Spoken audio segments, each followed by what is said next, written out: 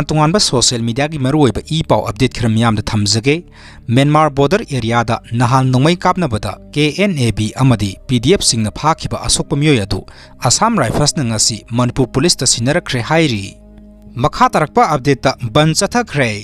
खांगबोक ता लेबा सुर हॉस्पिटल खांगबोक की प्रोपाइटर ओइरिबा डॉक्टर सुमेन लाइसरम की मयुमदा ngarang masak khangdaba khulai matik sana paiba mioi khara laklaga doctor Sumen की मयुमदा बोम थमलंबबु यानिंगदबा फोंदोक्तुना सेनबा सिंग अथुबा मतमदा फाबियु हाइना खोशाउनरबा प्रजा मियामना पंचथखरे हाइरी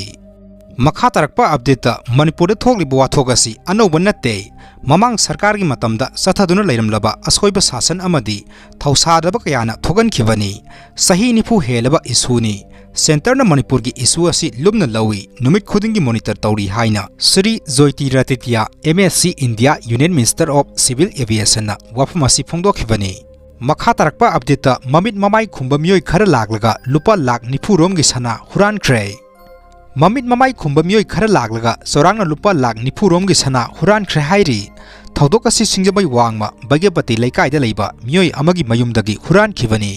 प्रेसना फंगबा पावगी मतुंग इन्ना हुरानदुना पुखिबा सना अदु ग्राम 500 रोम ओइगनी हाइरी थौदोक असी थास की तांग 2 की अहिंग नोंयाय मतुंग पुंग अमगा मखाइरोम तारकपा मतम अदवाइदा थोखिबनी थौदोक असी ग मरी लेनना पोरमपाट पुलिस स्टेशन केस अमा लौखटखिबगा लोइनना सेनबा मियोय सिंग फागनबा थबक लौखटपा हौख्रे हाइरी।